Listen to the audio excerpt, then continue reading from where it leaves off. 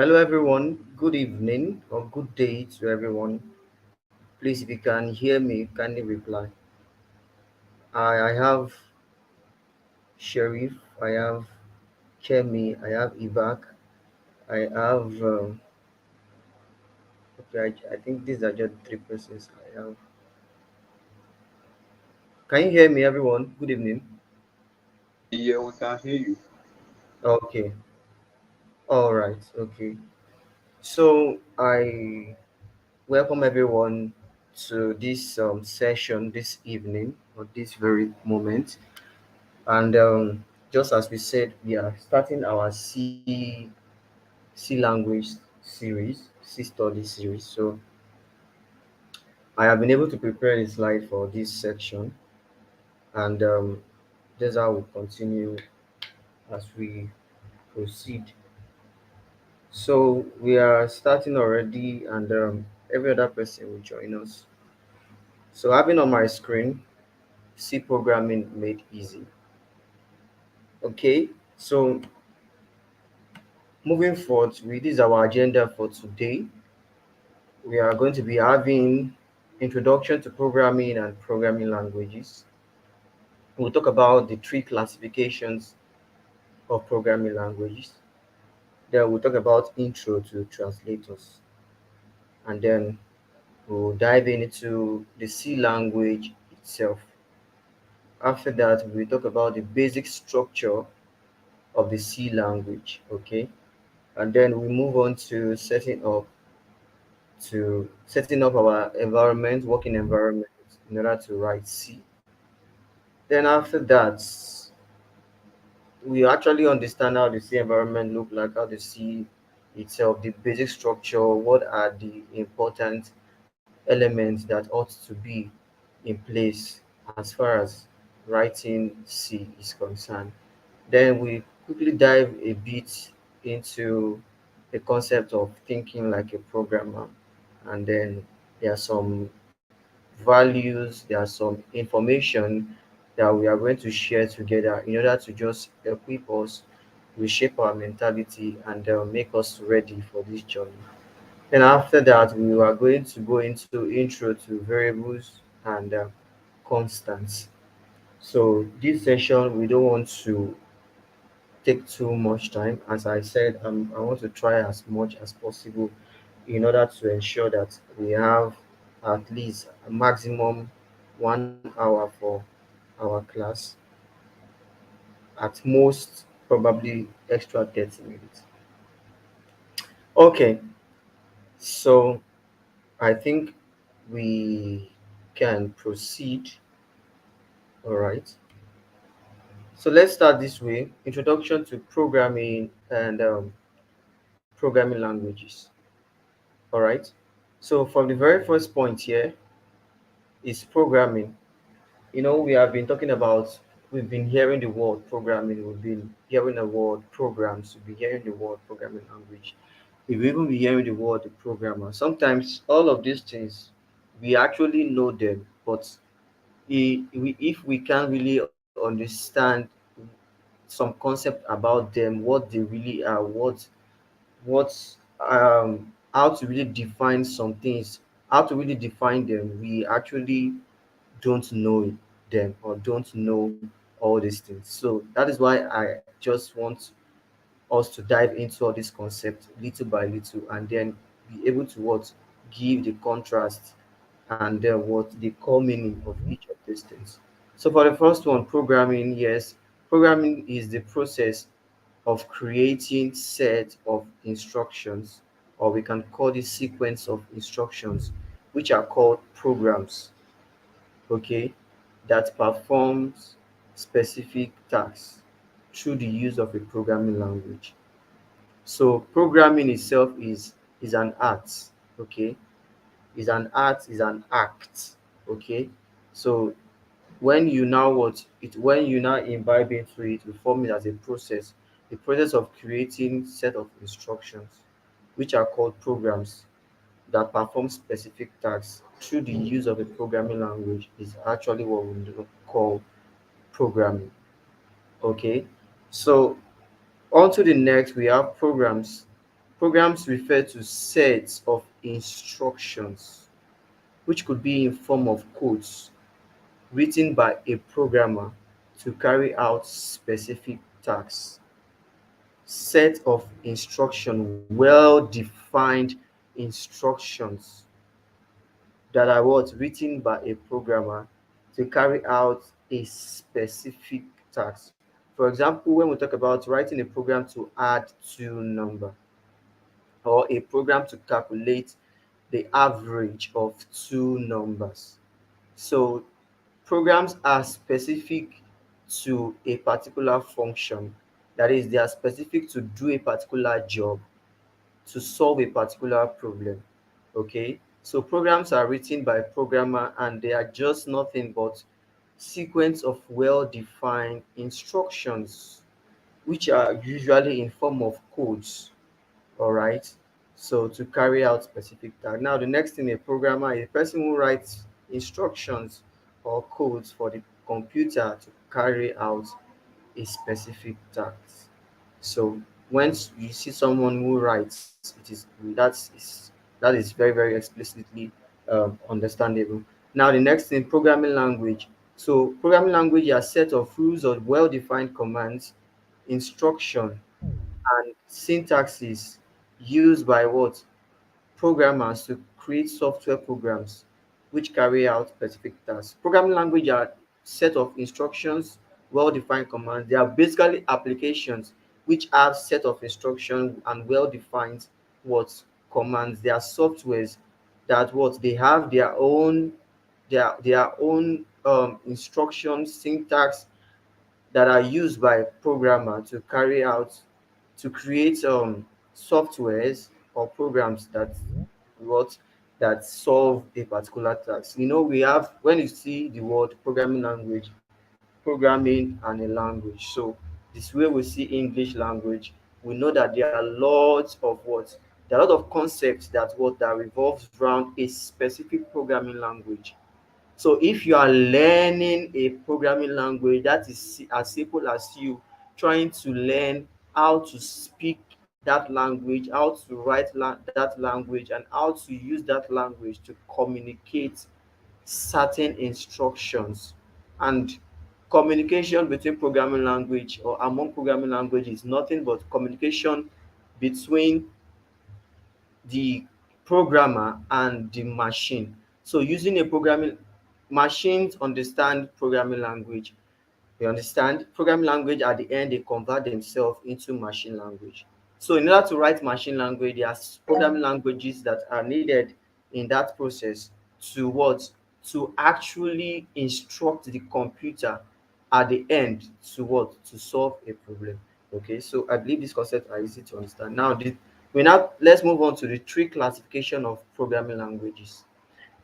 We have number one, machine language, and they fall under the category of low level language. Obviously, there are actually two categories. Okay, when we talk of category, two categories of programming language: high level and low level. And at some point, we have mid level. But when we are classifying them, we have the machine language, which is under the low level language. And what are the features of the machine language? Machine language, they are very complex. They operate mainly on binary. Hello. Yes. Sorry, I think you need to change the. Okay. All we've seen is the first page. We've not seen anything else until now. Really? Yeah. Wow, wow, wow, wow. Sorry about that. I think it's where I share the screen. Oh, I'm so sorry with that.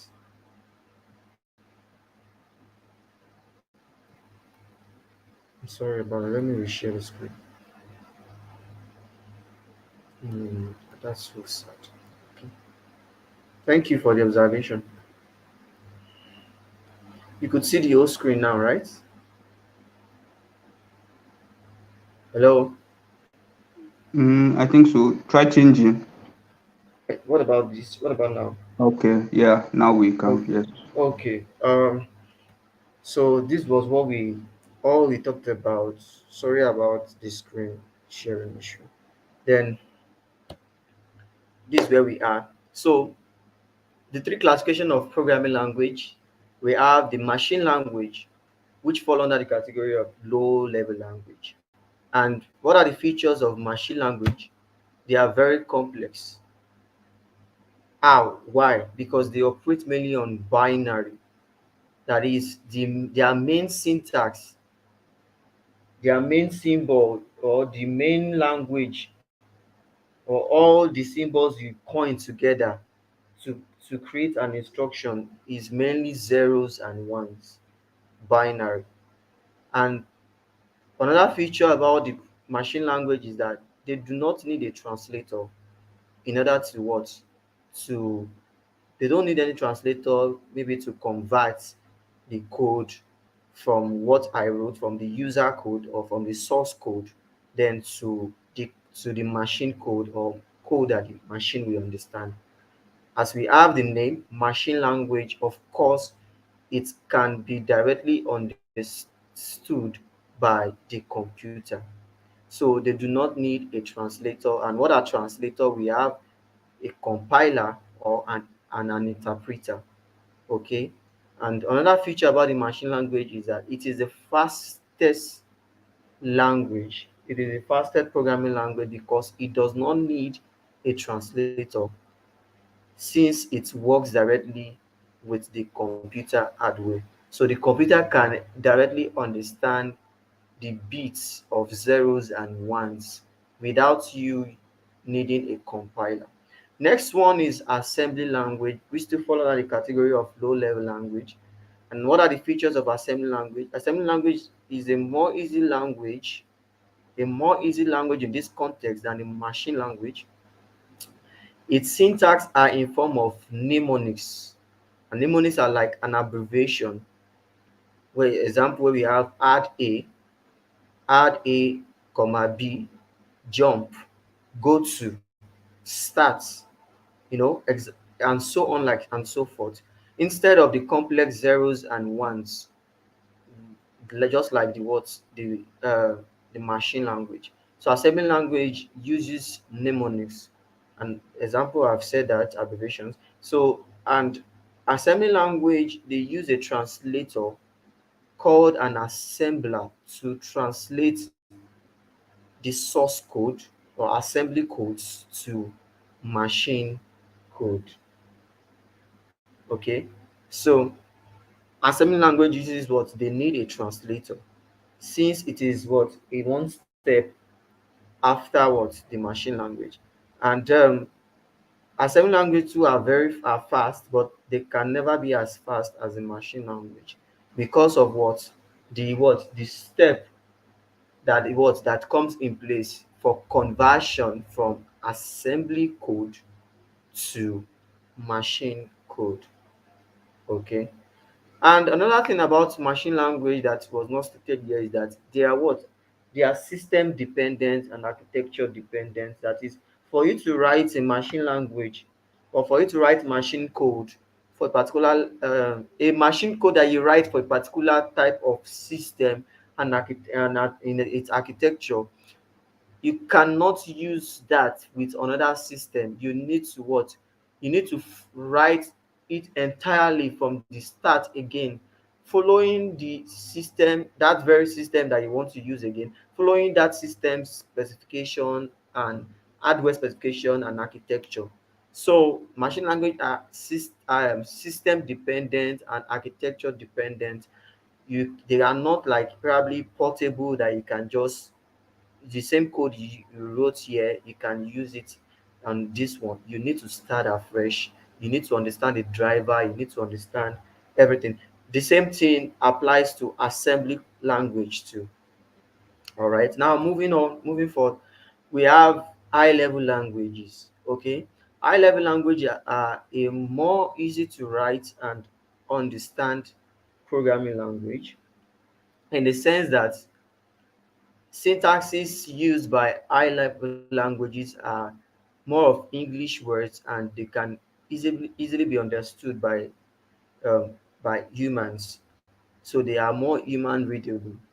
Okay, and high-level languages they use translator which could be a compiler or an interpreter, depending on the programming language, in order to convert source code to the target machine code. So when we have been talking about source code, we are talking about object code and then machine code. Source code is the code that the user or the programmer writes.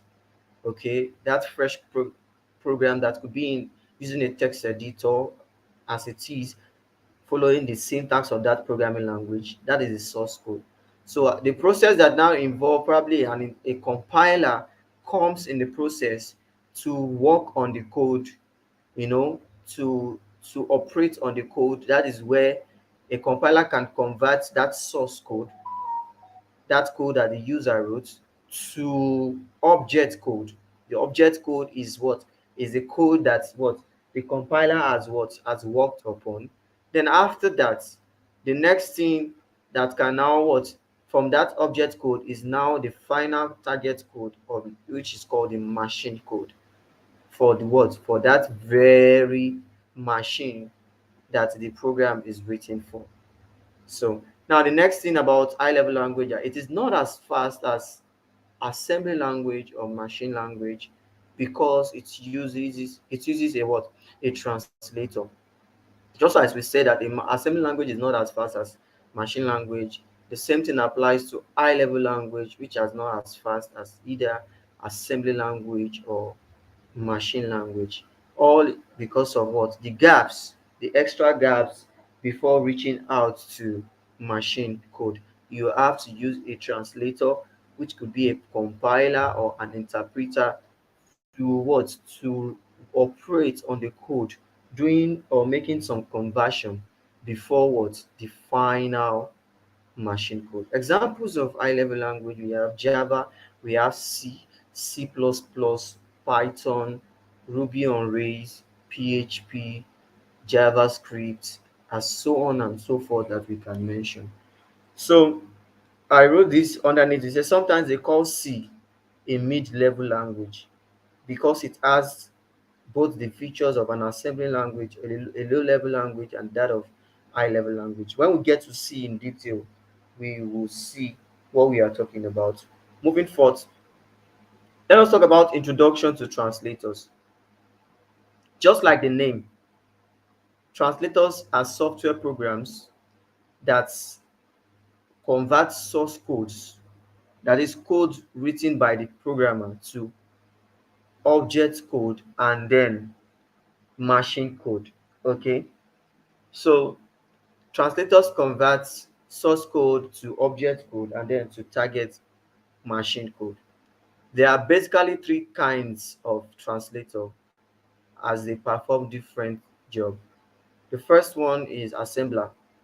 So assemblers are used to translate assembly codes to machine codes. So these are mainly used by assembly languages. The next one is a compiler.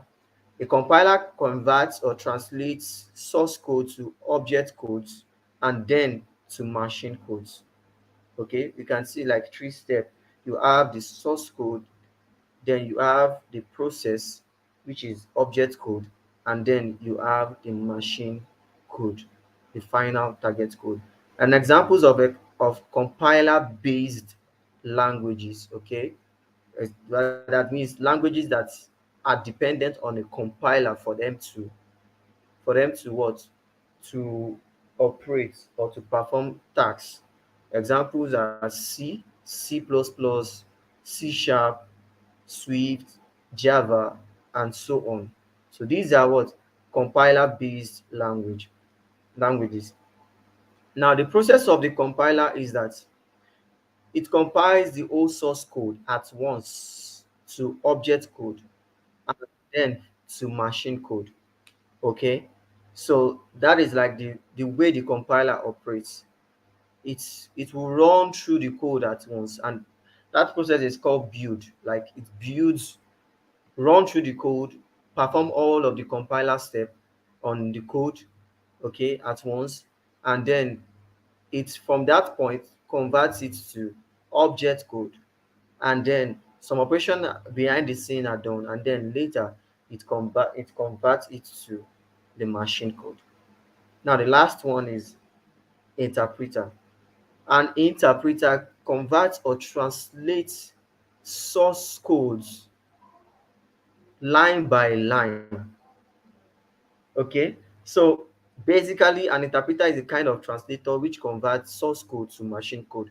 But the process or the way an interpreter work is that it converts the code or does a translation line by line, unlike the compiler that runs through the code at once, builds it up, and then converts to object code, and then what to machine code. And which can now there's the kind of a difference between a compiler and interpreter. Compiler does the compilation at once, boom, and and then convert it to machine code.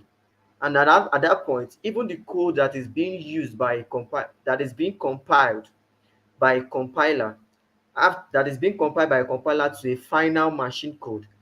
That final machine code, that final result that is being generated by the compiler can be run over and over and over without having to compile again. Okay, but the interpreter is that it does its translation line by line, line by line, for every command, for every instruction.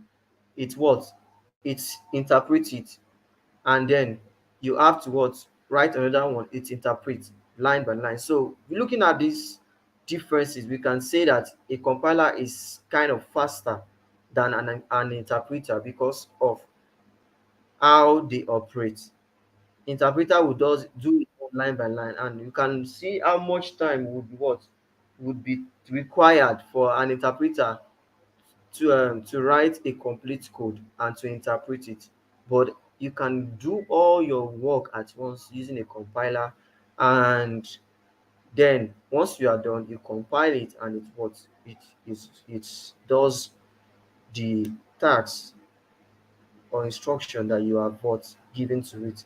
So we have, unlike the compiler which converts or compile all the codes, that is build it at once to object code first before the final target machine code. Okay, interpreter does this by his own, by line. So examples of languages that uses interpreter to convert code as their translator, we have the Python, we have PHP, we have Ruby, we have JavaScript, and so on like that. Okay, now moving on, let's dive into C language itself. Now, everything here can be like the basic necessary details to describe a C language. Okay, so we have the first point. The C language is a very small mid-level. That is, it has features of high level and low level. Okay, so C is a very small mid-level programming language, and it was developed by Dennis Ritchie in 1972. So one take-home here is that it is a mid-level language because it has the features of both high level and low level. That is why there are some concepts about C, about memory allocation, memory deallocation, pointers, memory addressing, systems memory, direct, and so on like that. So C is a mid-level language. It has feature of low level and it has feature of high level. Now the next one, C is a successor of the B programming language. The next one, B programming language, of course, is a programming language that was before C. So it was after C, after B that through B that's what C came about. Okay. Now the next one is C is a compiled language. That is, it uses a compiler to convert source code to object code, then to machine code. C is a compiled language. It is dependent on a compiler for it to execute every of the operation. Okay. So now the next one, it is a structured language. Okay, so it has a basic structure pattern that you must follow in if you want to write um, a workable C program. It uses pointer with the ability to directly access systems memory. It is an extensible language. That is, you can add your functions your own features to the C language. It supports features of dynamic memory allocation. It can be used in embedded systems, and it is platform dependent. Now, what does this mean?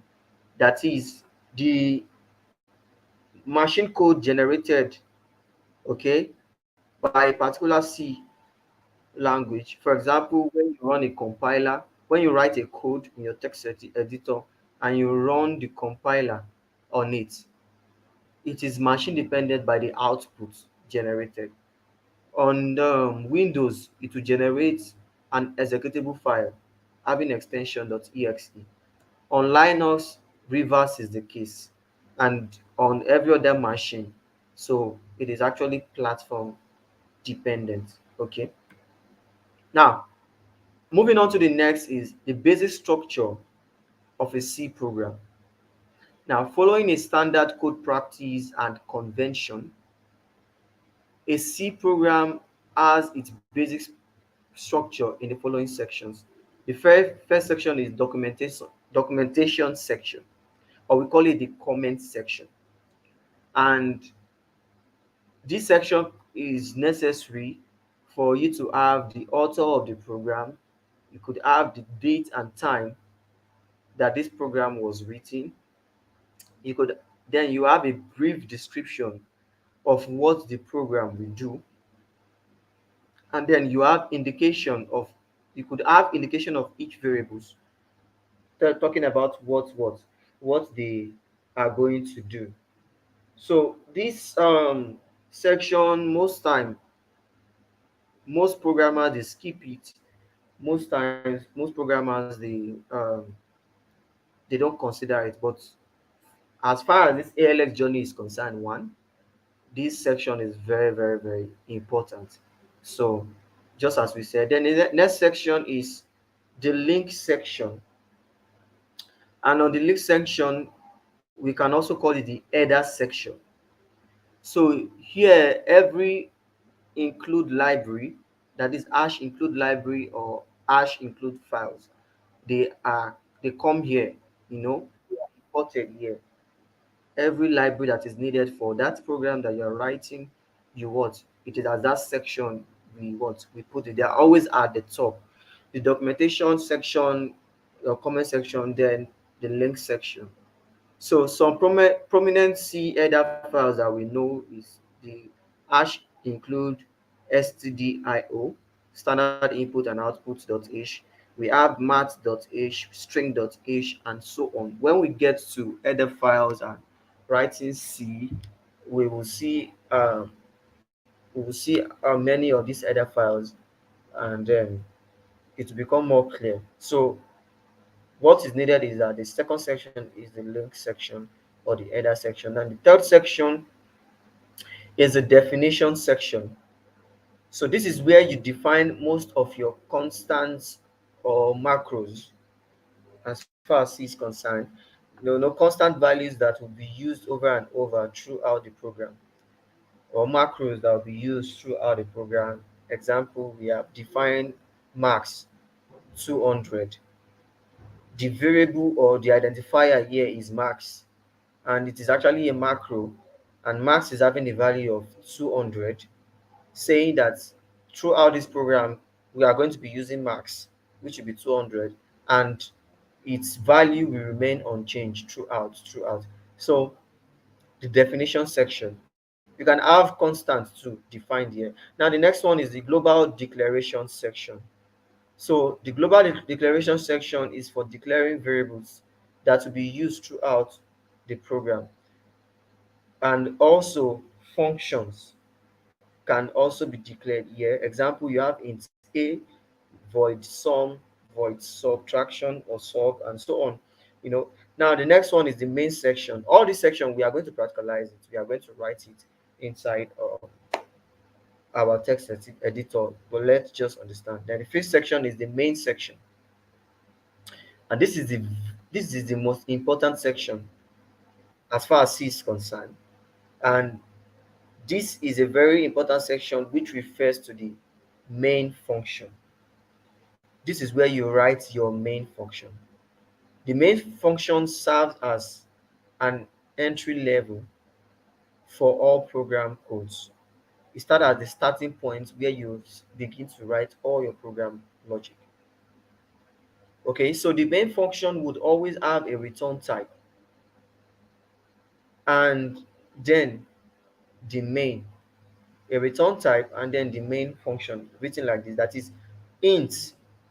Int is the return type we are talking about, and then the word main, and this syntaxes, these tokens, and then we have the braces. These braces can be broken down. Okay, when we write, we see. So the actual program codes and logic are implemented inside the main function. So after global declaration section, the main section is a very important section that needs to be considered. The next one is we have the subprogram function, the subprogram function section. So this is where all the user defined functions are entered. All user defined function comes in, okay, at this very point.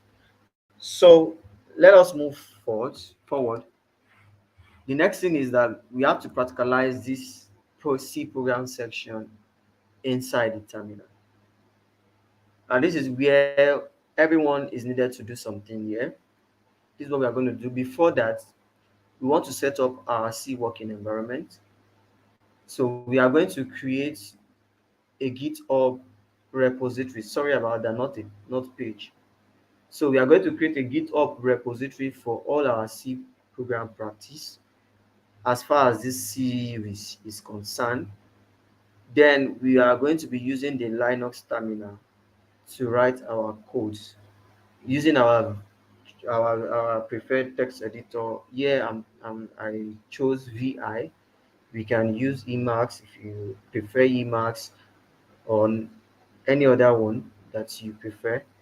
And our default compiler for C is the GNU C compiler, GCC.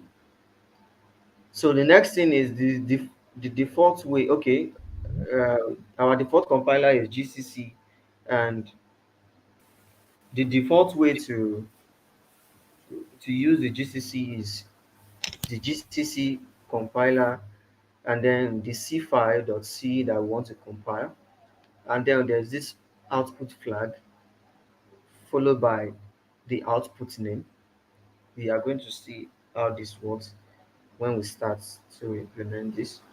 So now, next thing, this one is very, very, very necessary for every live collaboration, because as this program, this series that we are starting, we are going to be giving ourselves assignments, and we'll also be doing live, excuse me, we'll also be doing live collaboration.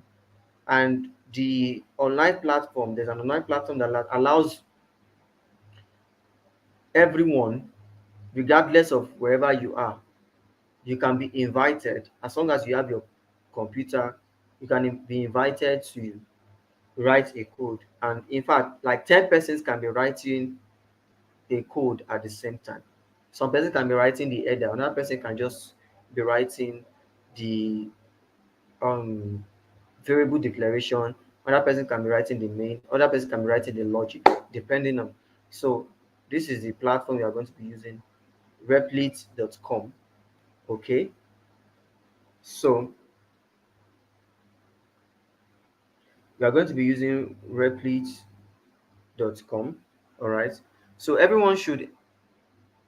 Okay, so now let's, I don't know if everyone is with their system, but for those of us that we have our system, we are going to take on this section, and then um, we we go to our terminal, and we write every of the C program structure. As we said, we practicalize it into the terminal. All right, so just an overview. This is This is just a skeletal overview of what we said. Some of the structure of the section that we talked about are not here, but let's move now. Before that, can I ask how many persons are with their are actually on this session with their laptop and we can carry out this step?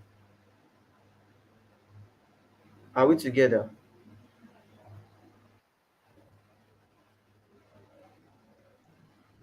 I'm presently using my phone, but I can't join by my sister.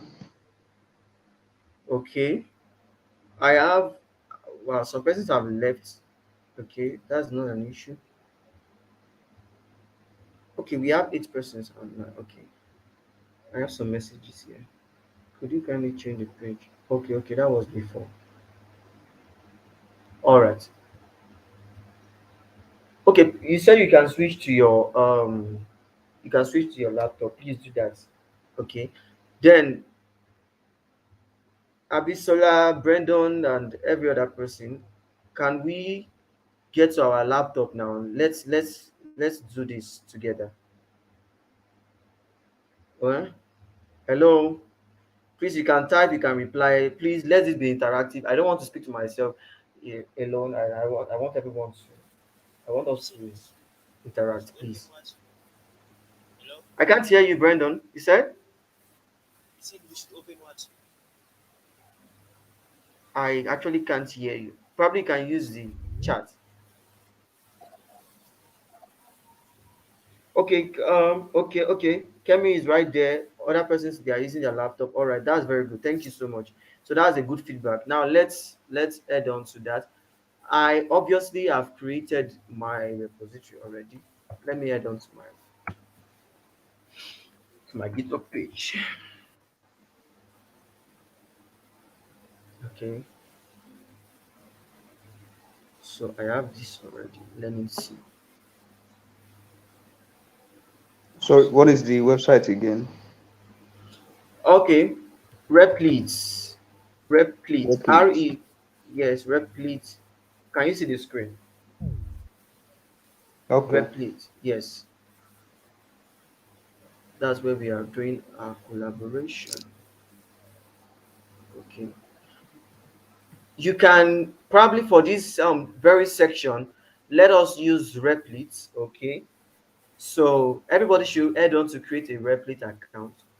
Okay, so that I can invite us. Then for the next section, the next series, we are going to everybody should make sure that they've created their repository on GitHub so that we can be having our files stated there. So let's use Replit for now. Everyone should head on to replit.com and create your account.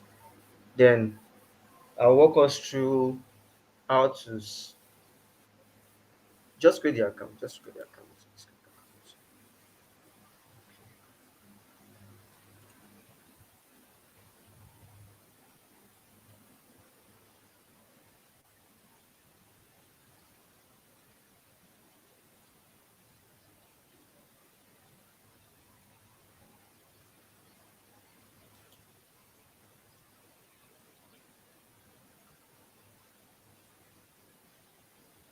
So once you have created the account, just on the chat indicate your username so that I can invite you if I can invite you.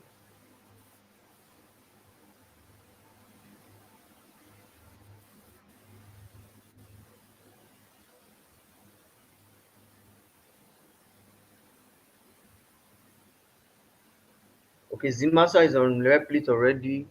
Okay. Brandon, just go to your Google and then type Replit and then the first link. Okay. Okay. Everyone is sending in. Wow, that's good. In fact, there's an alternative here. There is an alternative. There's a link that everyone can join through. So I'm sending a link to the chat so we can join through that link. because typing everyone's username might be a bit tedious.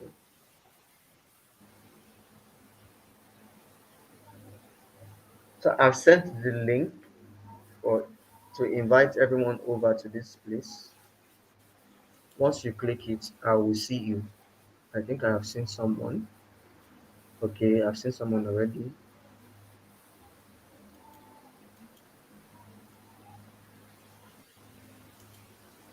Could you share on WhatsApp, please? Okay, okay.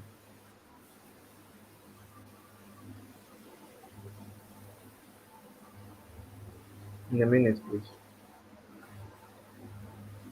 Okay, there you have it on WhatsApp already. Yeah, I have other questions.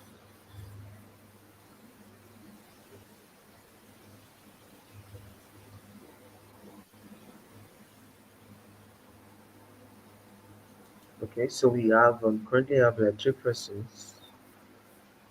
Okay,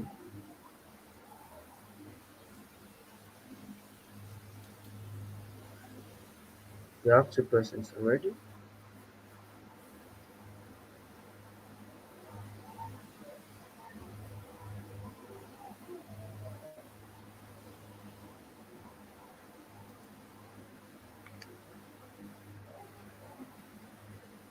Okay, so that's just how to use it, and that's how we are going to be using it henceforth. Replete is how we are going to be using it henceforth. I think looking at the agenda, we still have time. I think we can still cover some things. Okay, I'm not going to miss it. Okay, while every other person set up their account, let's move on. Let's implement the C structure that we talked about. Let's implement it. I'm going to delete every single thing here. Is my screen clear?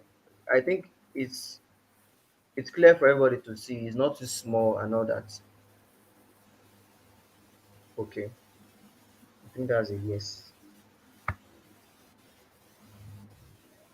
So let me place the instruction by the side.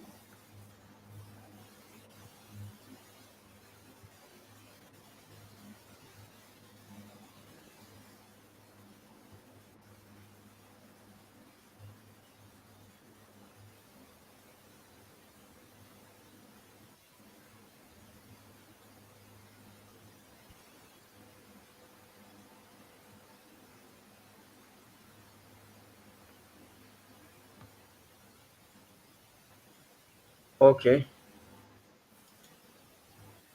Oops, this place is too small.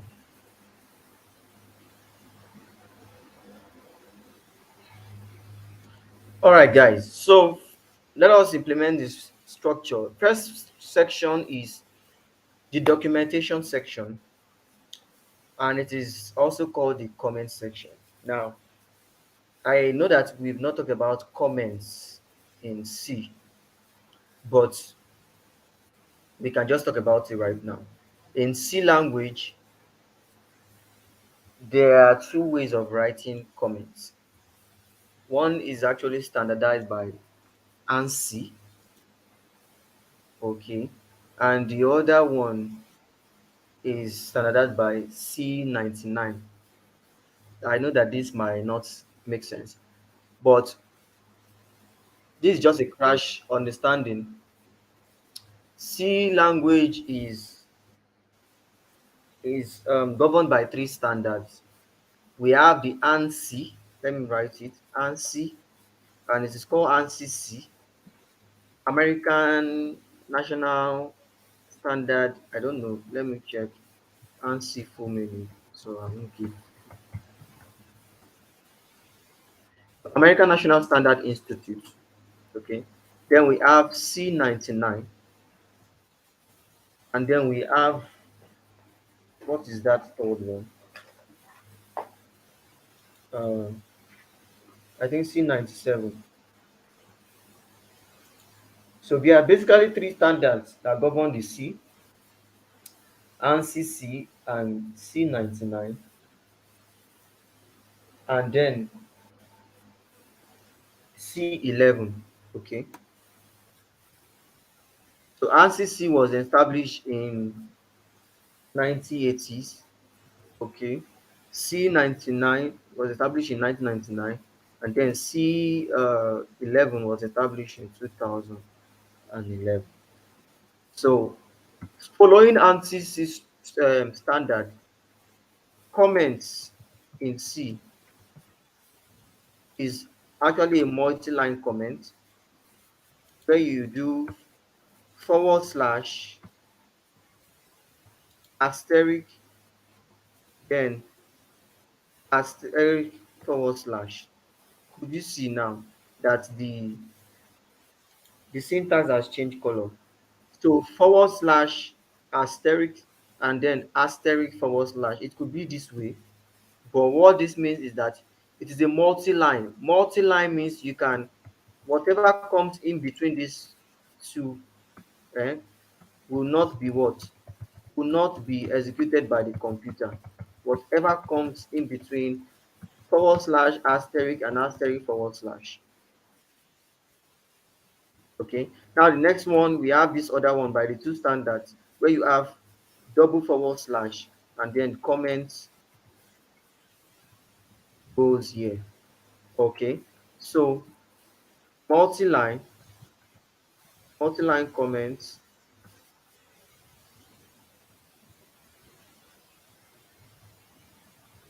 and then single line comments. As simple as that. All right. So going back to the basic structure of our C program, the documentation section. All right. So I'm going to implement that now. And it is very obvious here that looking at the sections or looking at all of the bullet points, the bullet points for the documentation section, we have the author of the program, the date, the brief description. We can see that they are in the bullet points. So automatically the best comment to use here is the multi-line comment. So cleaning off this man, I'm going to add forward slash asterisk. Then I'm going to have asterisk forward slash. So my comment can come in between. So you can say author LX PLD group study. Then date, you can say date. Everyone should pay attention because each and every one of us I will clean everything and we're going to rewrite this. So date and time. So we can say date. Today's date is 9 of July 2023. And then brief description. And say description. A typical C program to add two numbers. Let me remove the typical. What is it? There's no need for that. So a C program to add two numbers. Now you can say what are the number A, an integer variable, B, an integer variable, and then add sum the result of A plus B. And then we have main entry point for all program codes. Then we have return. You can say it is always zero, which means success. Mind you, I said at some point some programmers keep this section. Some feel like it is optional, but in order to become a very good programmer, okay. in order to become a very good programmer and to ensure that we know what we are doing. And also for future purpose, documentation is very necessary, or they are very necessary, because at some point, when you go back to your code that you have written, it is by the description given by your comments that you have written that will help you to understand what this code is all about. It doesn't make sense when we open a C source code and you cannot tell what the program will do. It is by what the comments at the description saying a program to do this, to do that, that you know that this is what the program is going to do. Now, the next section is what we have, the link section, or we call it the header section.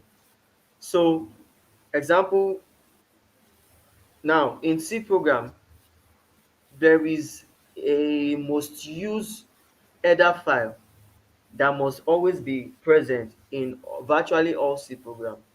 And it is necessary for what? For printing to the screen, or for receiving input from the user. So, and this is called hash include stdio.h. So that this is what the header file. It is very, very important and always necessary as far as C is concerned. Okay, so hash include std.h. Now the next one, that is the link section. And mind you, we can have as many link section as we stated here. Probably we want to do some string operation. That is when you will need hash include string.h. Probably we need to do some mathematical operation. You can say hash include math.h. Probably we want to we want to do any other thing, you know. When we get to see library, we will see the different um we will see all the necessary C headers. We have hash include conio. Conio, is it conio? What is that sef? Hash include conio.h. This is okay. I don't even know. Let's use just these three. So these are just for example. So that's the link section. The next one is now um the definition section. Now this definition section is optional, but we need to understand where and positions that all of this section or all of these syntaxes comes in, yeah, if we are to use them. So I'm going to leave a space, a line. So I would say as define. So you can see it's a macro. So as defined now, right, max is 200. So this is how we are going to have it. So this is the uh, definition section. You can have as many definitions, or you can define as many constants as much as you want. Okay. Now the next one is the global declaration section. Okay, I don't know if my screen is small, so let me just increase it. While So the next section is the global declaration section. This is where you declare all your variables. So we want to what? We need this variable a to an integer a and an integer b. So we can say int a. This is int a, and then comma b. That is it. So we can say int a comma b. Now, as we can see this, we know that we are doing int a, int b, or int a comma b, like this. When we get to the section about data type, and when we get to the section about variables, all of this we will understand it. But let's just keep it as simple as this. So we can also have functions declaration at this section. All of these are optional depending on the program you are writing and what you want to achieve. So I can say void sum, you know, you can have as many that you want. Now, the very important section next is the main section. So let's do so int main is how it will be, and it's not receiving anything void. And then we have our what? Our curly braces. So this is how it will look like. So we can our variable declaration is not complete. We have some. Okay, all right.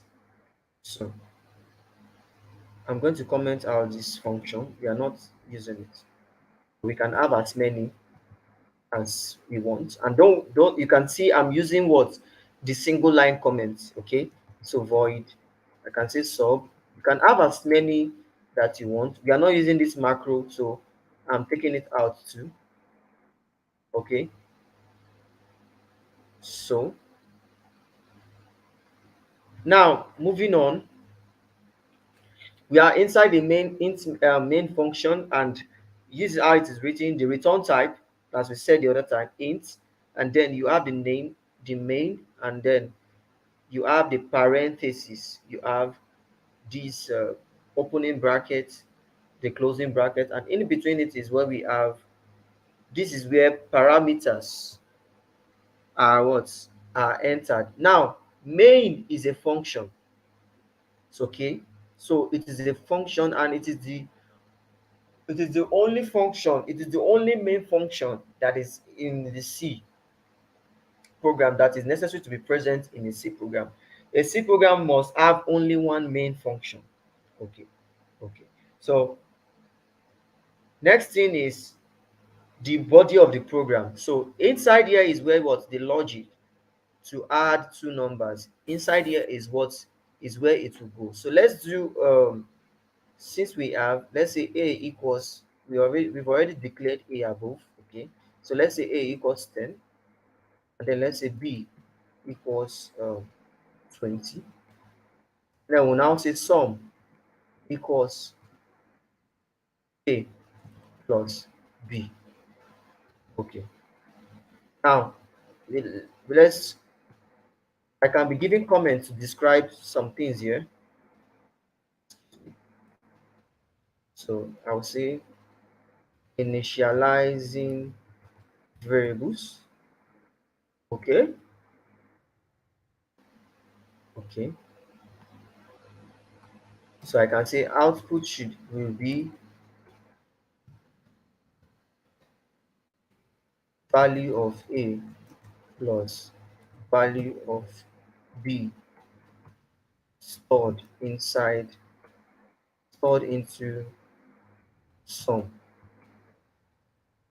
So moving forward, you can now have um let's now print it to the screen.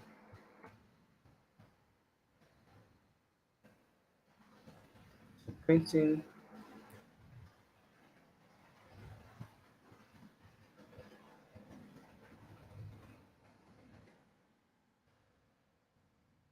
so to do that,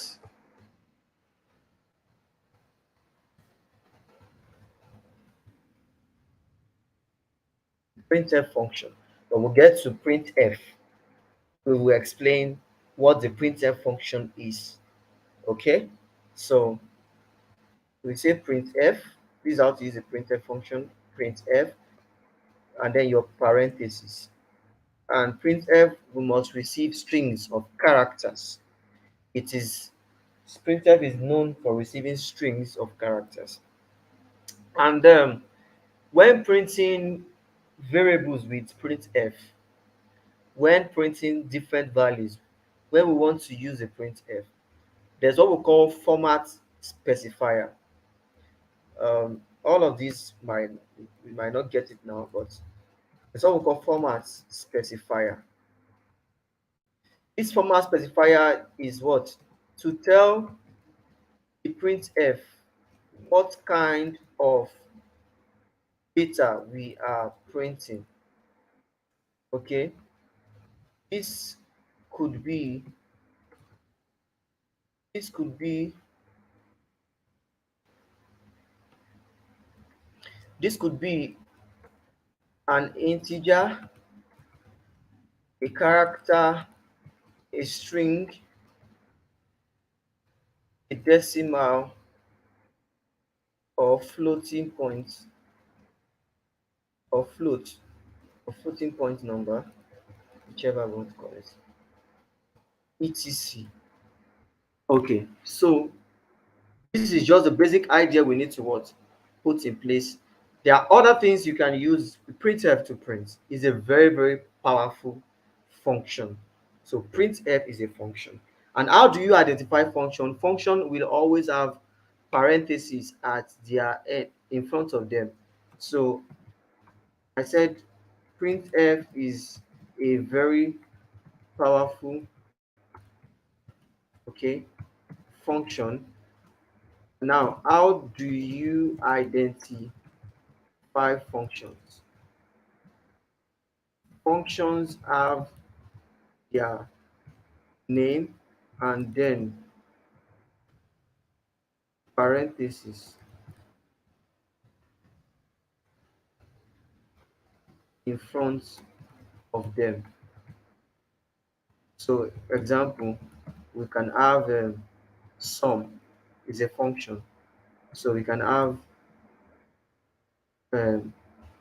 we can have compare, probably a function that compares two numbers. So these are functions.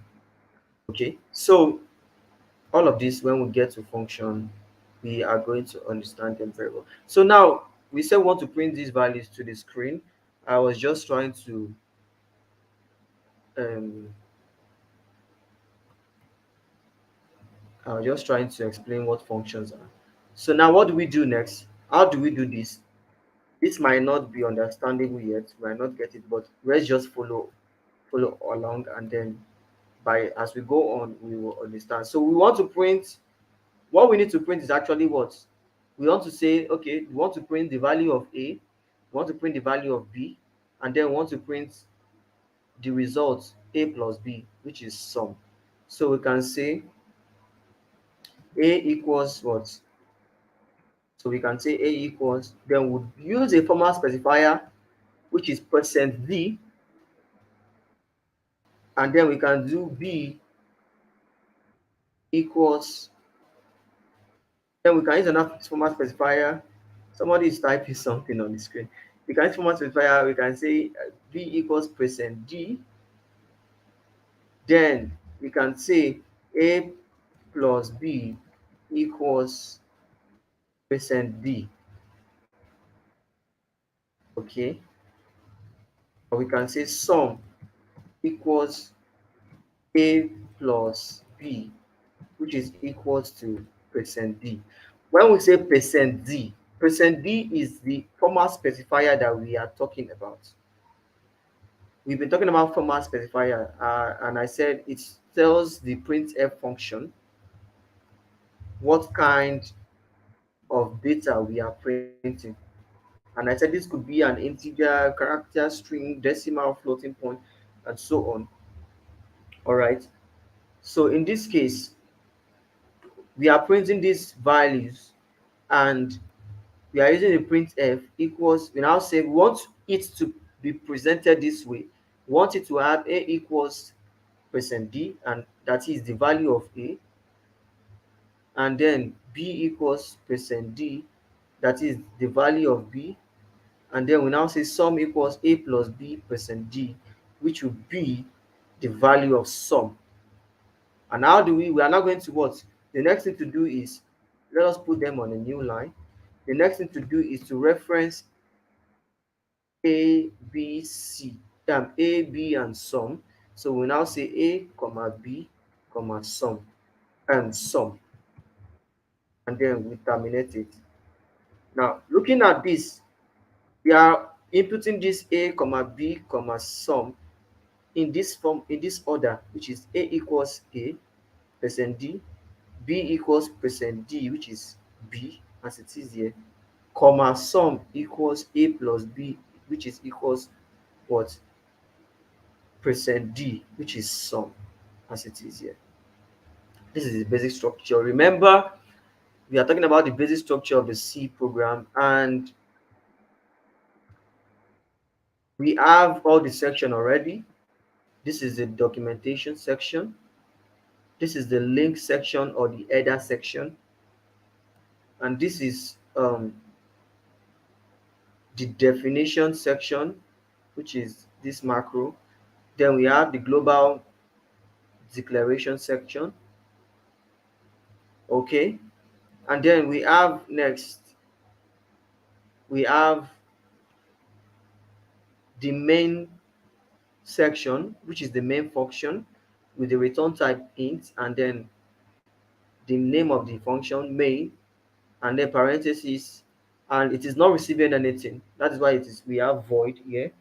It's not receive, it's not, the function is not to receive any value. It's okay. So, and then we are now initializing the variables that we have declared above. Initializing variables declared, in this case above. So we have a equals 10, we have b equals 20, and then we have sum, which said it should be a plus b. So now we, all of these are just to help us understand what this code we is doing, and understanding some of these values or factors or details inside this program body. And now remember, as we have the main section with the main function here, this is what we have, the curly braces, which in between it we have the body of the function or the body of the program, the actual logic that we want to what carry out. So now we are done, guys. The next thing is that, let me take this back up.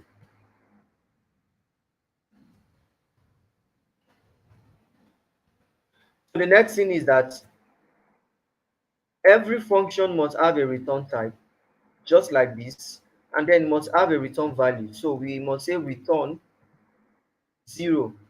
Now when your function returns 0, it means it ran successfully. When it does not return 0 and it returns another value, this means that there is an error somewhere. Okay, so you must have a return value. Okay, now after that, looking at what we have here, we have the sixth one, which is sub program function. Now let's assume that we want to use this function void sum. This is when this void sum, we what, we can, if we want to write the actual code for void sum, we can now, because we declared it above here under the global declaration. If we really want to use it, this is where it can come below here, which is void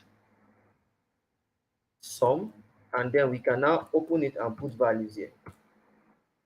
Okay, but in this case now, if we are to use void sum, that means we must what, we must make it active back here as we declared it here.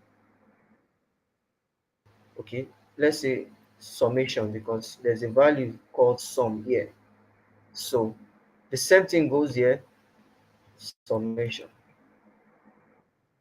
Okay, so this is where what, the last, the number 6, which is what, sub program function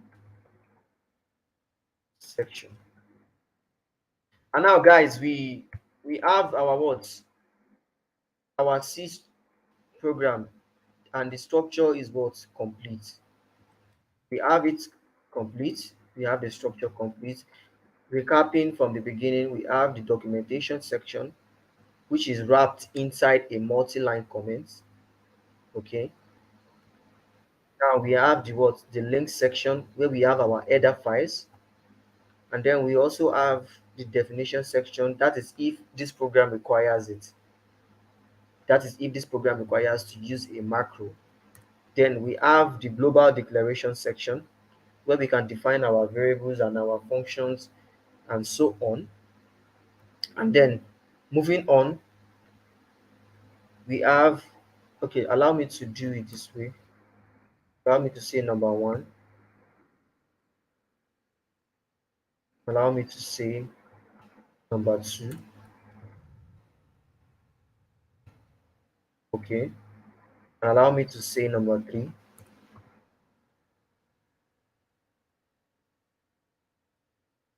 Allow me to say number four. Okay, I need to be very fast now because I'm actually behind time. I said I'm not to be strict with time now. Allow me to say number five. So number five is where we have what the main function, the body of the program, and then we have number six. So now, guys, we can run our program now since we are done with what we have here and every of the section is complete. All right. So now let's run it. Can you see this is the final output? Imagine this big program is some like it's as if it's big, and then we have what a equals 10, b equals 20, and then we have sum equals a plus b equals what the value 30. Now don't forget this came about,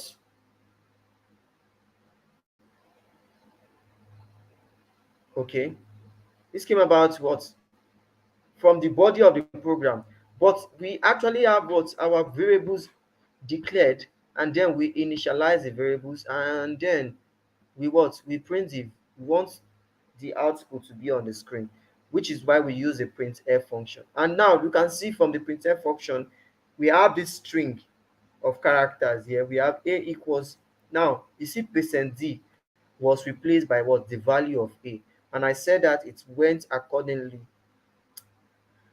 as we what as we declared it, which we have a comma b comma sum. So a equals percent d comma, the comma is here too character, then b equals percent d, which is what the value of b, okay, and then sum equals a plus b equals percent d, sum equals a plus b equals now what the value of sum, and then we have this new line specifier. When we get to that, we will cross the bridge. So then we reference every of the value together, and then we have the return value 0. Can we see? So we have our C program, we have it already. So now we have written just a simple C program that what adds to numbers, and we have covered this all of this section from section 1 to 6. Remember, there are some of the sections that are optional. Okay, so I think this is now clear. Now, do we have question? Because I'm going to clean everything, and everybody that is being invited here, I have like 4 persons here. Okay, I have of your participant, I have 4 persons. So every of the participants are going to what? We are going to write this. Okay, so please, do we have question? Do we have question? Do we have clarification? I'm going to clean everything, and everybody is going to write. We have 6 sections. So one person is going to take section 1, another person is going to take section 2, another person will take section 4, we omit section 3, another person will take section 5. Section 5 is very like a tough one, might be, and then yes, just 5 sections. Let me comment out this one. Don't need it. I'm not getting answers. I believe there are no questions. I believe everybody understands. So that is what I will assume. Okay. So I'm cleaning it off. I'm cleaning off. Okay.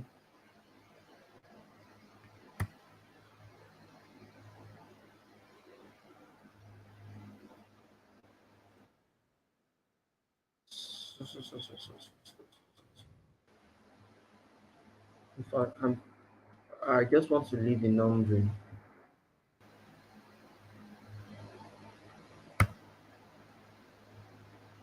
Okay, okay. We have Kemi Ojo, we have Sandra Modi, and I don't even know how I can get to see every other persons. But I know that we have, I think, or probably six persons here. So. So now, guys, this is what we have to do. We need to write a program that a program to subtract two numbers, and we have the variables x, y. Okay, so a program to subtract two numbers, variable x, y, then results. So these are the variables x, y, results. Now, some things might look somehow. What we need to achieve is that every person understand the sections. You understand? So if there are points, okay, let me specify something that will make the work easier.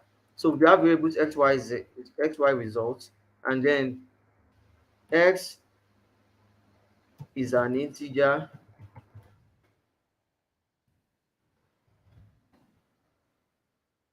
In fact, x, y results are integers. Okay, they are integers. Okay. The output should be like this. Printf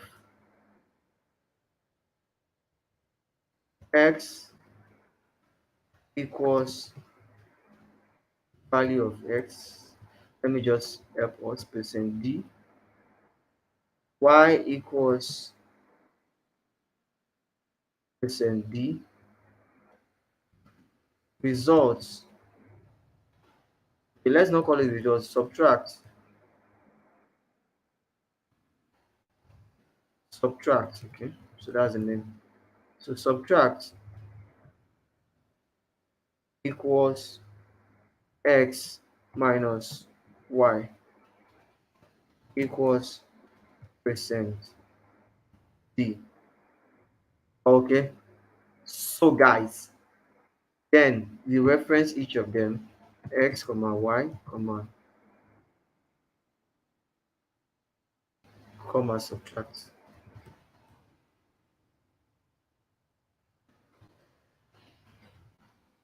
So guys, this is what we are having.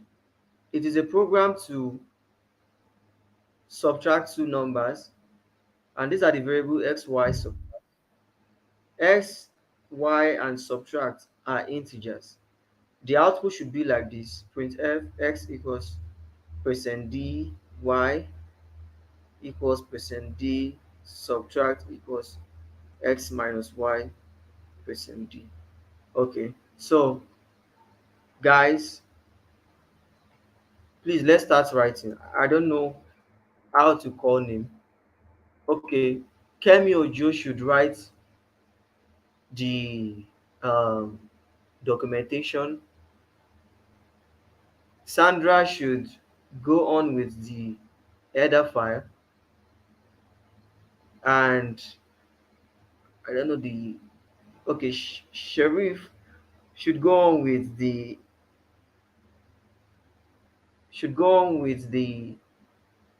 main function. Okay, and then the last person or every other person should go on with the declaration. I'm waiting for us, so unless we are causing me to look like we have seven persons online. I'm waiting for us. Okay, good. Someone has already started work.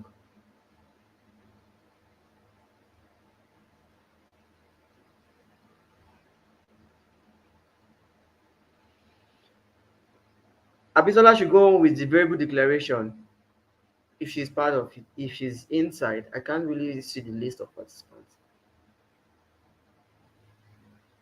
Number one, Kemi Ojo, you have not started anything. Oops. Okay, I can see cursors.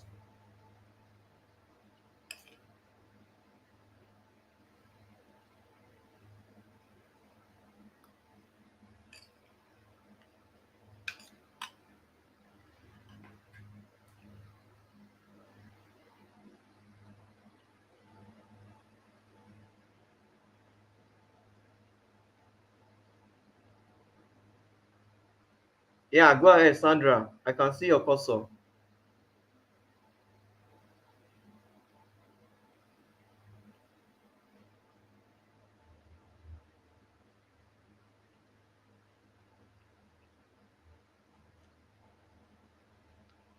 For Sandra, the library to that we need to import is actually stdio.h. When we import math.h, is actually for complex math operations. Okay, so but when we are doing basically plus and minus, yes, we don't need the math.h. But that's a good one. You can import the math.h too. I like that. Well done.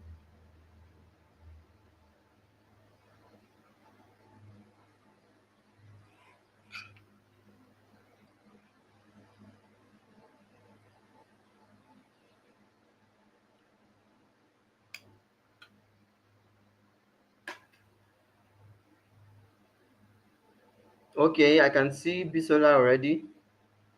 She's already declaring the variables.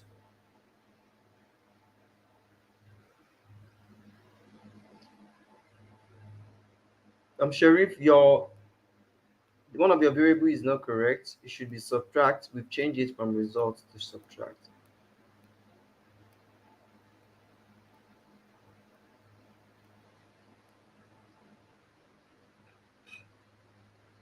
Wow, that's a nice one. Sandra is already importing a lot of libraries. That's a good one.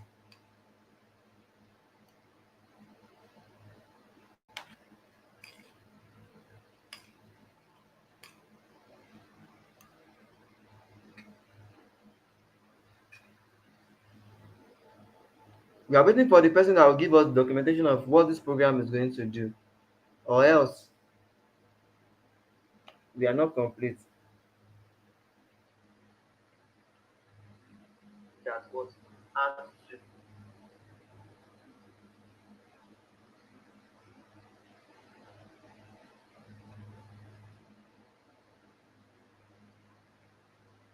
Okay. So remember, you have to wrap it inside a multi-line comment, which is forward slash asterisk forward slash. Wow, somebody has deleted. Let's continue. You can do Control Z to come back.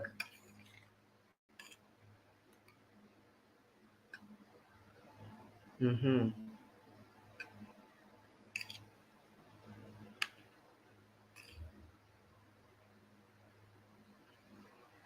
Okay, I can see Sheriff is done with his work already.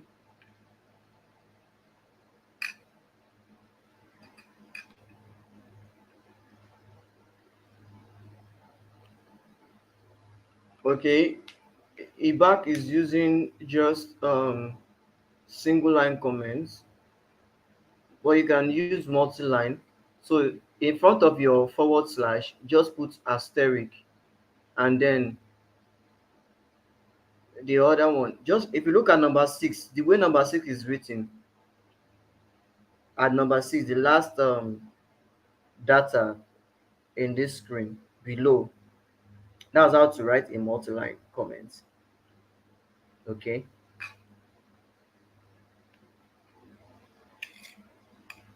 Okay, Abisola already created even extra function, but she commented it out because we are not going to use that. Okay.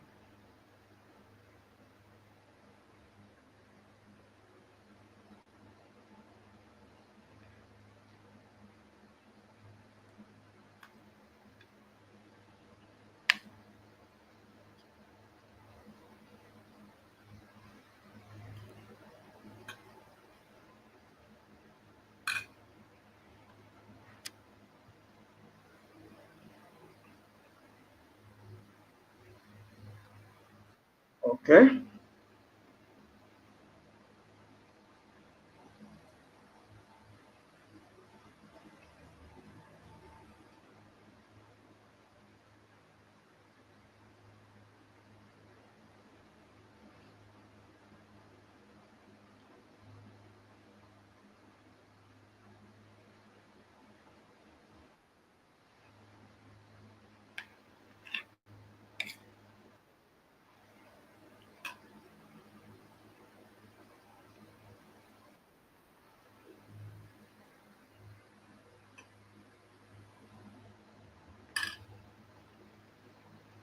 Okay.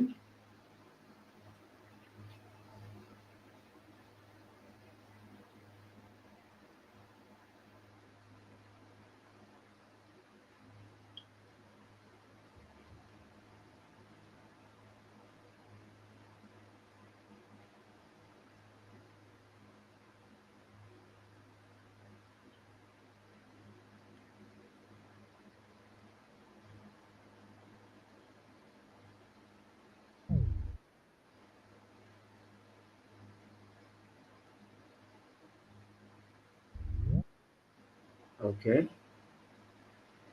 We're only waiting for the comments.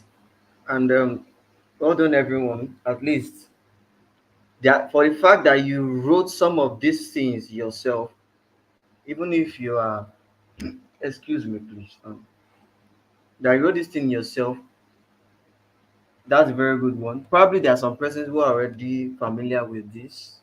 Still, a plus because when we start the C program in ALX, we'll be using the VI.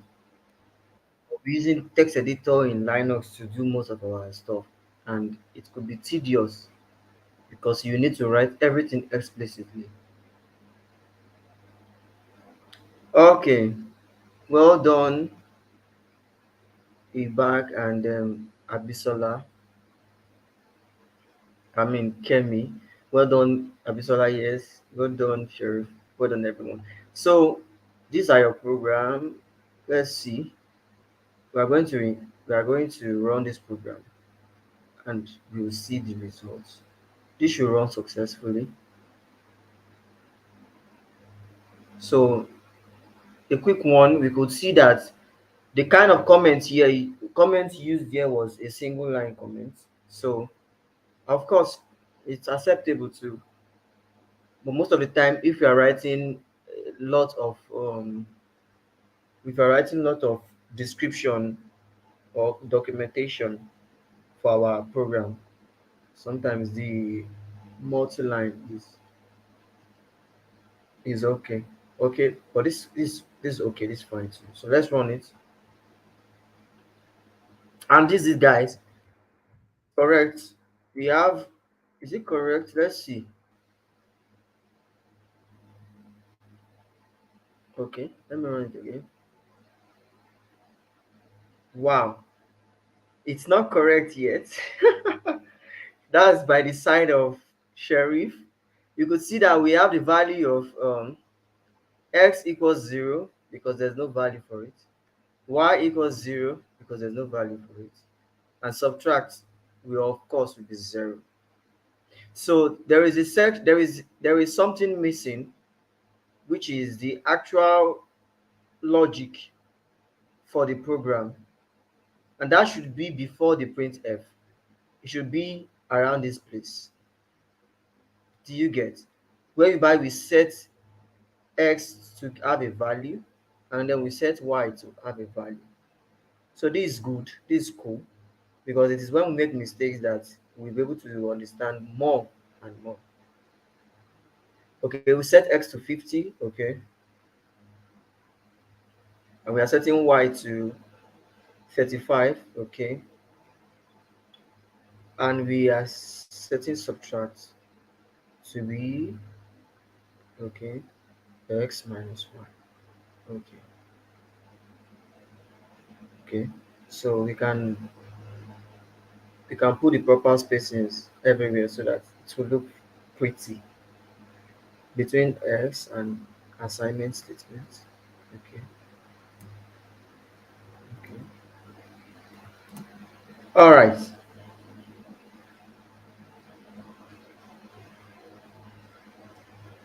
I think this is fine now. So the program should run successfully now. So let's run it. So of course, you can see x is 50, y is equals 35.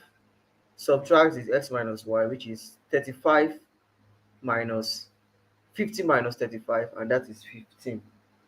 So we can see that the output here was according to what was specified inside the printf function.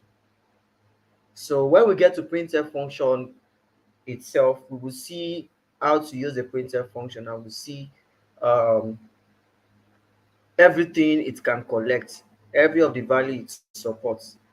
So there is actually one thing missing here, because if we try to use another printf function, we can see now. Let's assume we want to write another printf function below what has been written above. So this was done in ALXPLB case study. So now watch. Why me? I'm going to add what was missing. New line. Now if I run this code, you could see that that new line was missing here. And now let's see. Can you see how everything was what? Everything was based on the same line. So printf will actually print values on a single line. You have to specify that it should what? It should add a new line by what? Using this backward slash n. So that is why it is starting from this point after the 15. So to fix that, we can say at this point here forward slash n. And what? If we run it, it will be on a new line. So you can see x equals 50 here and all of that. And then so this was done in ALX field. You could study or at ALX, I don't know in English. So during ALX. So that's it. Okay, guys. So we have been able to understand programming language, what a program is, who is a programmer. Okay, guys. We've been able to understand what programs are programming language. We've been able to understand the three categories of classification of programming language: machine, assembly, and high level, with all of them with their basic features. Okay. And then we've been able to talk about translators, where we talked about the three kinds of translator: assembler, compiler, interpreter, each of them explaining how they operate and how they execute code. Okay, so we were more concerned about compiler and interpreter because we are actually dealing with the high level languages. So compiler compiles code at once, converts it to object code, and then to machine code. Interpreter does its translation line by line. Okay, then we talk about the C language and every of its features and characteristics. It's a small language and it is a mid-level language. It has some parts of high level and some parts of low level. It is a successful of B and every other thing that we've discussed so far. Then we talked about the basic structure of the C program, where we talked about 6 sections that can be in a C program. And among the C section, there are some very, very important ones, and there are some which are optional. Okay, guys, I believe at this point, learning has been made, and we've been able to at least have an intro and overview about C as a programming language. As we continue with this series, we go forward and forward. Okay, so in our next session, our next class, we'll be talking about thinking like a programmer. I don't want to exhaust the time. We are behind time already. Time is gone. So we would be able to dive into some basic, some things to understand, basic concept of how programs are being written, especially for those of us that are new to programming language, that are new to computer science, that are new to writing a program. We use some things, we use plus, minus, we use a plus b, we use variables, we use um, operators like that. We are using equals to, and is it really equals to, what is the name, you know, assignment operators and all of that. We'll be able to see a summary of how this thing work, and then also we'll be able to talk about how to think like a programmer, because programmer are actually to perform specific tasks, not just because we just want to write a program. This is to perform a particular task. So how do we approach it? Thinking like a programmer, being able to what, map out and write out the variables and the data and all of the nitty-gritties necessary to write a program. Let's say we want to write a program that calculates the average of what, two numbers. How do we do that? What is an average? Breaking it down into like that. Let's say a program that what calculates the grading system for what students in a particular school. That is from 80 to 100 is A grade. They are graded A um from 70 to from 60 to 70 is B. From 50 from 50 to 59 is, like that. How do we come about that? What are the ways? So all of these things is what we'll cover in thinking like a programmer, before we now go into variables and constants, before we go into data types, before we dive into data types in C, and so on like that. So guys, I'm so glad, I'm happy to have us, and this will be our collaborating space where we collaborate, where we write code together, where we do some things together. So, and please, everyone should ensure to create their repository. I have mine here already. So, everyone should go on to. Okay, let me just project that. So,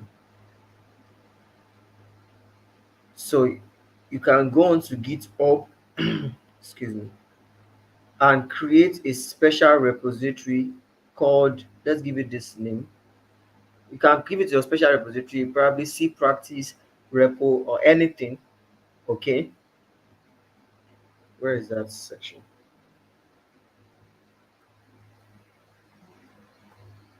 So we give you that name. Then after that, you have created it on your GitHub page. You have to clone it to your what? To your clone it to your terminal. Do we get? So that is why they asked us to do the Vagrant project. I think some persons are having issue with the Vagrant project. I don't know, but if we are having issue, let us reach out to the group, and we could have a live session where we share screen. Then we can be able to fix it. I've actually created videos on setting it up, and they are very quite explanatory. So if you are still having issue, we can still sort out. Please indicate on the group chat. So clone it to your terminal, to your virtual space, and we'll be creating our next phase. We'll be creating C programs on the VI, so that you can get familiar with the VI before the C project starts coming in, because they will become somehow tedious. Some persons are talking about setting up VS Code, Visual Studio Code for their project and all of that, but we are going to be using the Linux terminal, because there is something that ALS want us to achieve, and there are a lot of attributes and personalities as a software engineer that this thing would imbibe in us. It will make us different from everyone. We don't want to just do this thing for doing sake. We really want to understand what we are doing and be able to speak it to the best simple knowledge that we as possible. Okay, so now let's have an assignment, guys. So assignments,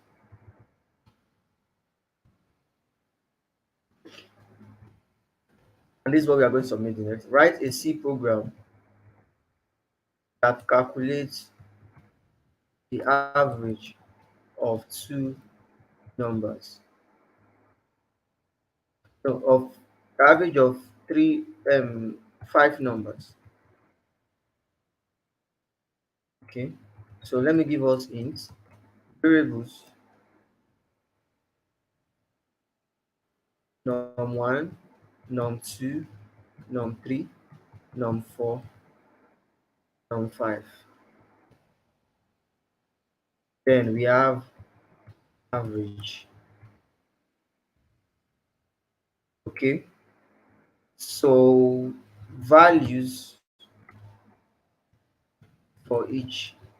Num 1 equals 2, num 2 equals 15, num 3 equals 25, num 4 equals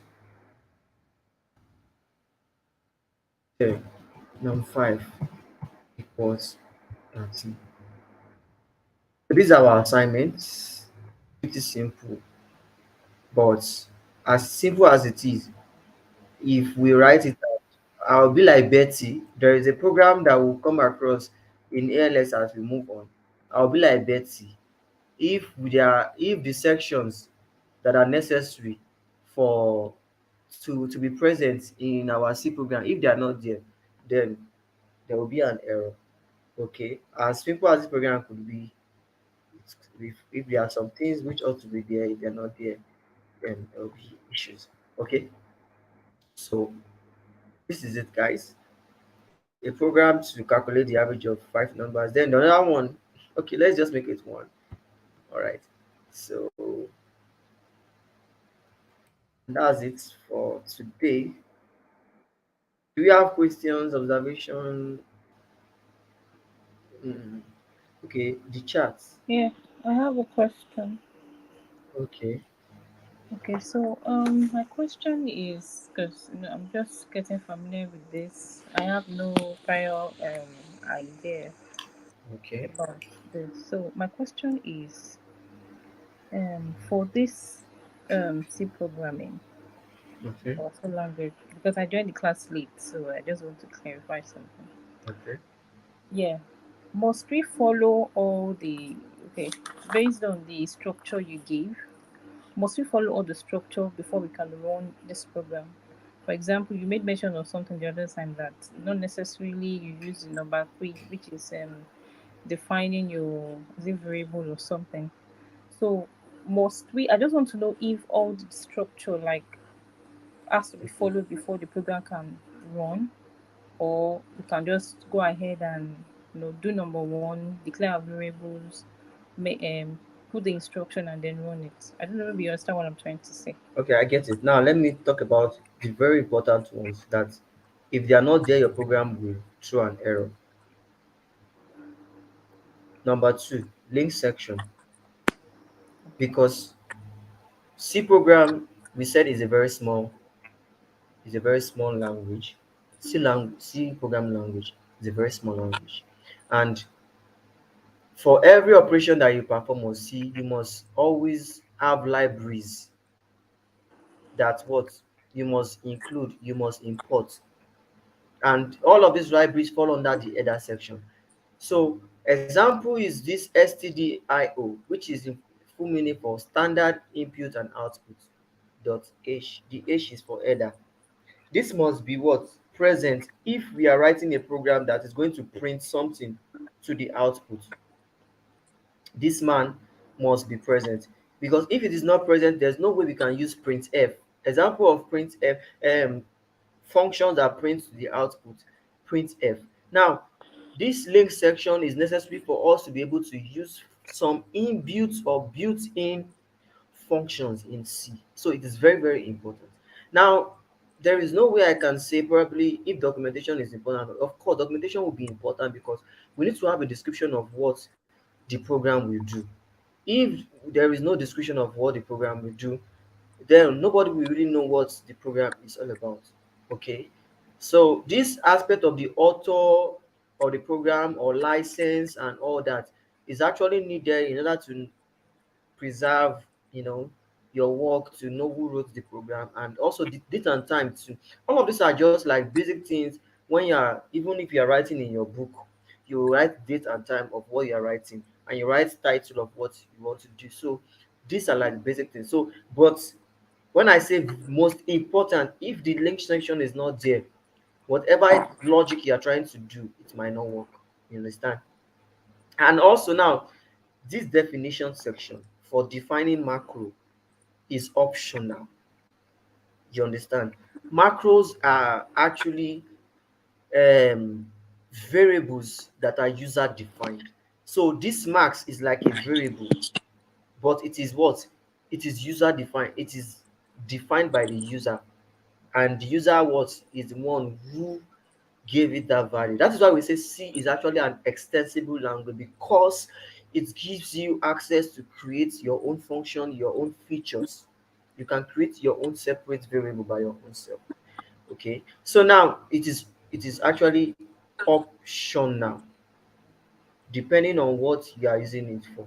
So it is optional. But now, global declaration, of course, you will need variables, you will need constants in your program, you will need all of these things. If you want to calculate a program that does average of of five numbers, of course, you need a place to store those five numbers. You need something to hold the values of the five numbers. That's why you must have a variable. So this is at the global declaration section that you have what these variables declared, just like we have it during the time that we were collaborating. You see, where you have all the variables declared here. They were declared and they were not initialized. When we say initialize, initializing a variable is like giving it a value. For example, I can comment out this now. I can comment out all of this from this part here, and I can directly give every of this man value for me. I can say int y equals 50. This is possible, but I'm not going explicit because when we get to variable, we'll be able to see how we can declare variable, the different ways we can do it. And we can say subtract equals x minus y. So this is what? This is pretty possible. So, excuse me, please.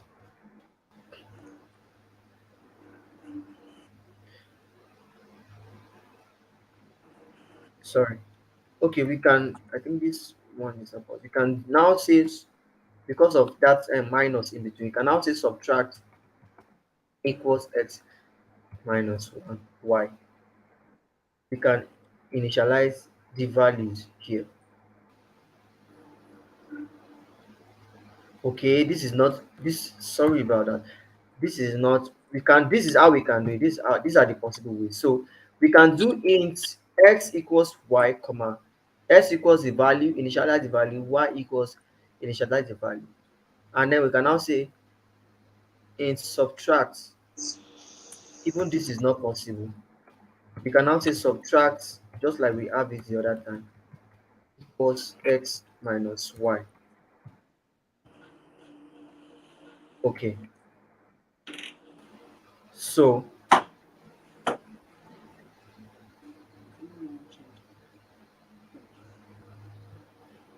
what I'm trying to say is that you must have what? You must have your variables declared globally.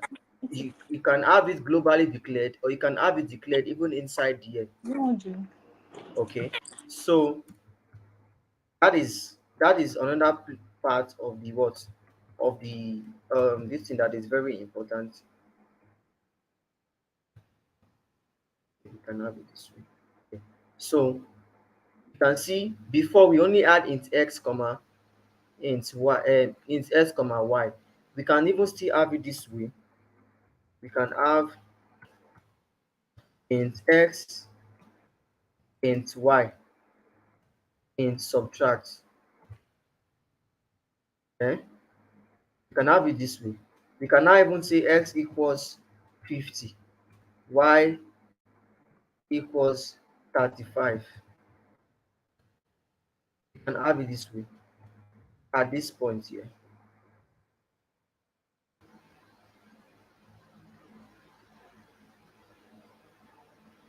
Actually, this online compiler is one having this showing all of this error. Compiler differs from every compiler, but these are possible. These are possibilities.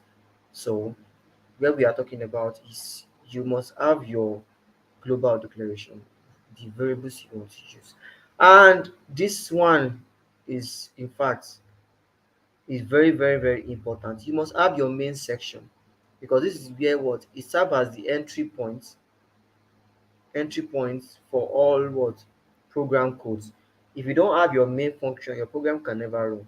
It will not. It will always your program will not run.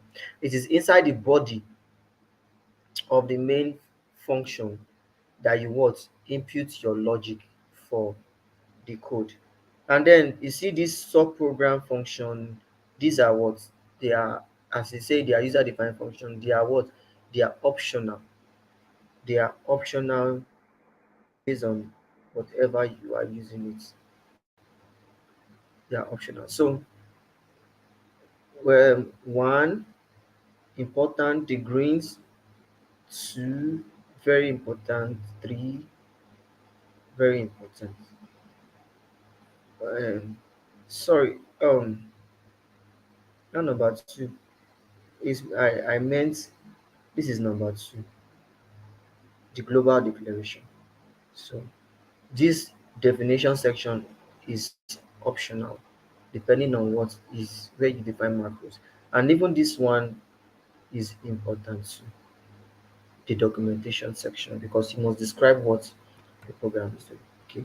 So believe this should be clear enough. So guys, so what other thing are we clear? Is that clear?